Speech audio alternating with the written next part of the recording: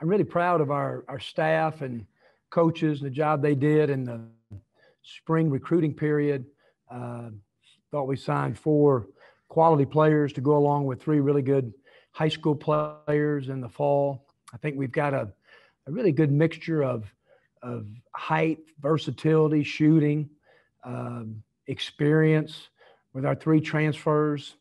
And I know everybody in college basketball is working to stay older, but I still think you've got to get a great mixture of good young players that you can develop. And I think we've got both in this class to go along with the returning guys. And so yeah, we're uh, right now in final exams, and guys are finishing up school, and they'll be heading home. Most of them will for the month of May before we get back in June to start summer workouts. Questions for Coach. Ben, start us off.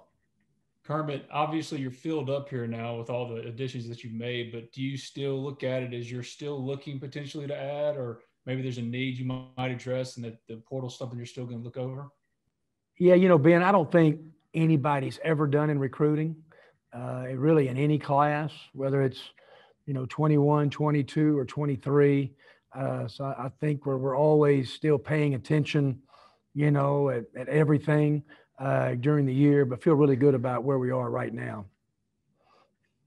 Go to Joe. Hey, Coach, how you doing? I hope this is not too much of a loaded question, but specifically with Jamin coming in, another guy from Jackson. I know Demencio came in last year. You got Deshaun. What is it about the Jackson area specifically, and how they kind of mesh with Ole Miss, and how did Jamin, how did you acquire Jamin during this process, and did you recruit him when he was in Jackson? Yeah, we feel great about the 2 high school guys from Mississippi, obviously, and Deshaun and Jamin. And Jamin was one of the very first guys that I called when I got the job here. And so we've been recruiting him for a long time, and was very, very heavily involved when he made his decision to go to Duke. We're right there. And, so just happy that now he's back, and we love him as a player, his talent. Obviously he's a great guy, a great family. And you're right. I mean, Jackson's been very good to Ole Miss basketball in years past, and we love the 2 guys we got from there coming in. Go to Nick. Kermit, I know you guys weren't bringing back too much top-level height in this class or from last year's team. So how important was it to get Brakefield and then also Nysier Brooks as guys to kind of give you that down-low presence? Yeah, I think we feel good about, Sammy and Robert, and I love, Luis is not real tall, but his versatility for next year, we'll play a little bit different offensively. But you're right. I mean, obviously, Jamin, 6'8", 6'9", 220, very versatile. Nysier has, started almost 60 games at our level, Cincinnati and Miami, shot blocker, 7 feet. I think Nysier next year could be as athletic as any 5-man in college basketball, shot blocker. And then, we really like Eric, kid we got from Raleigh, won a state championship, very skilled. I mean, he's 6'8" with like a 7'2" wingspan, really skilled. And so we think Eric's going to be a really good player. So really like the, like you said, the height, but the versatility of those guys. I know it's kind of a product of the times, but when you have somebody like Brooks who's transferring for the 2nd year in a row, how do you evaluate that and scout somebody like that? Well, we played against him when he was at Cincinnati. They beat us in the finals in the Destin tournament. We'd beaten Baylor the first game, and then Cincinnati beat us. They had a really good team. So we saw him firsthand, loved him then. Then obviously went and set out a year at Miami when Mick got the job at UCLA, and then started, so he's going to graduate in May. He'll be a grad transfer. And so, just like a lot of the different things, we've seen him in person, but then we got a chance to really watch him a lot from this past year's film. John, go ahead. Kermit, how much kind of do you expect a guy like Deshaun to contribute right away, or is it kind of early to tell with guys right out of high school? We think Deshaun's going to have an immediate impact on our team, no question about it. I mean, you make the McDonald All-American game, and it doesn't guarantee success, but, you're valued as one of the top 24, 25 players in the country. And, you know, we just love everything about Deshaun. He's competitive. He's won a state championship. He's been coached in high school.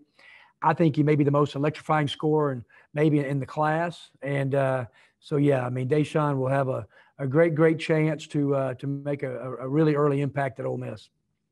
And the last one from me with Fagan, what type of impact do you kind of see a guy like him having next year? You know, we tried this the second time we've tried, I guess the third time. We've gotten him twice now. You know, we signed him at Middle Tennessee, and then Ty went to Georgia. You know, he started 25 of 26 games. He played great against us. He averaged 16 against us. You look at it, he had 17 and I think 8 when they beat LSU, led them in field goal percentage, 58%, really versatile. I think he's got a chance to really even improve his three-point shooting, really good rebounder. So, yeah, I mean, I think Ty is going to help us really, really early in a big way. Neil, go ahead. Hey, Kermit, you just kind of addressed what I was going to ask was, do you feel like there were times last year it kind of seemed like you guys were a shooter short? Do you feel like you've addressed that? And then with Morrell coming back, how do you sort of foresee his role going in the next year? Yeah, you know, Neil, I think Matt's had a really good spring. It was a little limited number of workouts that we had because we let him go home for a couple of weeks and they came back. We worked him out for a little over a week. And then we got into exams earlier this year, so the NCAA shuts you down for 2 weeks. I think Matt's going to make a huge jump. I mean, you start looking at, just say Trey Mann at Florida and the jump he made as a sophomore. TD from freshman to sophomore year. Breein Tyree, freshman to sophomore year. It happens a lot in college basketball. The one thing you know about Matt, he wants to be coached. He's not afraid to be coached. He's got a great support system at home, and I think he'll make a great jump. We'll go to Parrish. Hey, Kermit, when you had Blake at the 4, sometimes Blake would shoot the 3 a lot or seem comfortable just settling for that. Do you see Jamin being more balanced at that position? Is he someone who's going to put it on the floor more? Yeah, you know, I think Jamin, when you watch him play, I mean, he's got great basketball skill set. You know, we use the terminology, some bigs can dribble. Jamin play makes. He can rebound it, advance the ball up the floor, but make great decisions. He's a really, really good passer.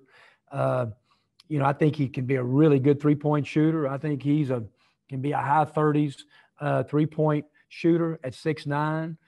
He's very versatile, can really pass it like we've talked about. So, yeah, he just stretches you at that spot. And, you know, so I think he can be a hard matchup for anybody, you know, with him because of just what he can do at really all 3 levels. Tell you what else he can do is around the goal, he's a lefty, but he finishes with his right almost better than he does with his left. So, yep, he's got great versatility. Sammy seemed to be playing with a lot more confidence at the end of the season. What did you see in him? What kind of jump do you expect from him next year? Yep. You know, I think that, you know, you can remember the Kentucky game where he played great, you know, and it was a big part of us beating Kentucky at home. I just think that, you know, his confidence level is a lot better. He's really excited about, you know, the summer. He's going to stay here all May and just work out on his own. Lift on his own. And so, yeah, I think Sammy now in his 3rd year is another guy, can stretch the floor, confidence level better. And I think Sammy can be a big factor for us. Go back to Ben. Kermit, when you say you're going to play a little bit differently offensively, what kind of changes are you talking about? Maybe what kind of style you want to play? Yeah, you know, I mean, you know, Ben, we want to do what we've done defensively, but I think offensively you'll see more possessions. Hopefully we can play, you know, faster in transition. I think our skill level has improved. I think our three-point shooting has improved. I mean, we haven't really, you know, talked about Grant Slatton, who led the state of Tennessee in scoring. James White, first team All-State, and Georgia, both good, really good shooters. Deshaun can shoot it. And then the returning guys, you know, and Jarkel started to shoot the ball better from 3. So I just think we'll be a faster-paced team, Ben. Quicker in transition, but obviously, you know, really trying to guard and be a physical team defensively. You touched on that.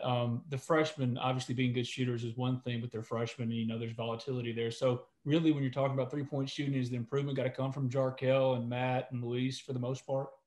Yeah, and I thought Luis has made a good jump, and he's so excited. And I think we forget, he was out all last year with an injury, and so you really kind of look from year one to last year. He made a big jump. I do. I think he's kind of on the lines. Hopefully, make a jump like TD did. And he had some good games shooting the ball. But like I said, I have a lot of faith in some of the guys that we've signed. I think Matt shot it really good in the spring. I do think we'll stretch it from the positions like the 4 better than maybe we have in the past. Go back to Joe. Yeah, Coach. I was curious. I talked to Ben Howland about this, but I just want to get your thoughts and perspective on the new transfer rules, how they're allowing kids to just transfer immediately now. From you as a coach, how does that affect recruiting? We look at the transfer report. Is that like the new free agency now where you can just get guys? Just want to get your perspective on that and how you've been able to adapt to that with this new rule. Yeah, I thought our staff did a really good job in the spring. It just is what it is. And we better adapt to the transfer portal, Joe. I mean, college basketball staffs around the country, it's not going away. You're going to see some changing rosters in college basketball. You've seen it already this year. Some players leaving, some players coming in the program all across America. So it's just what it is. But everybody's trying to stay old, but you still got to get good high school players and develop them. And you look at our roster, we've got 8 high school players on our team. We've got 5 transfers, the 3 we signed, and Robert Allen and Jarkel. So still, I think there's got to be a good mixture of that. And but you're right, the transfer portal is something that is really nothing to talk about anymore because it's here and we've got to go evaluate it. But you can't just get talent out of it. You've got to get character and you guys that you think can impact winning at the highest level in the SEC. Go back to Nick. Kermit, going off of that, just out of curiosity, when you have a player like Fagan who's transferring within the conference, what does that do for the league when you have players that are able to kind of switch teams like that? Yeah, it's not 100% done deal. It's something that, our conference is going to vote on, the interconference transfer policy. Right now they have to sit. You've seen some other leagues now, they've started to adopt it. And I don't want to speak out of turn, but I would probably see our conference will do that as well. It's probably not what we all want, and I call Tom, about Ty, and he was great. And Tom and I are good friends. I have a lot of respect for each other. And but I just, like I said, I think it's college basketball, and it's just going to happen around the country. Go back to Parrish. Kermit, my wife said she heard at the beauty shop that Hadim might come back. Any truth to that? Well, Hadim is going to be here to graduate, going to get his degree in May, and we've had conversations along those lines, but there's nothing right now is certain whether Hadim will stay or whether he will transfer to another school as a grad transfer. Right now, but we've had some great talks in the last month. Go to Ben. You touched on it, Kermit, but that passing of the rule to allow in-conference transfers, do you feel like the momentum is on the side of the players, or is there really one way or the other that you're thinking there is momentum at all? About the rule passing, Ben? About the rule passing this year? Yeah. I'd hate to talk out of turn because I really would, but I just think that I think it's going to be hard for the SEC probably to not adapt a rule that other conferences around the country look like they're going toward. I just think what people are trying to get away from is all the appeal process. Is just trying to get just a set rule. We got to get a certain date, Ben. It's going to be, I think maybe July 1 this year, may get moved up to maybe May 1 next year. And after that, we'd all like to see after that, there's no appeal. It's just you go sit out another year. And so I think that's what we want to give the players a right to transfer one time. I think what happened, it was just so many appeals, system getting bogged down. How does this guy get eligible? This guy doesn't. And I think that's just something we're all, trying to get away from.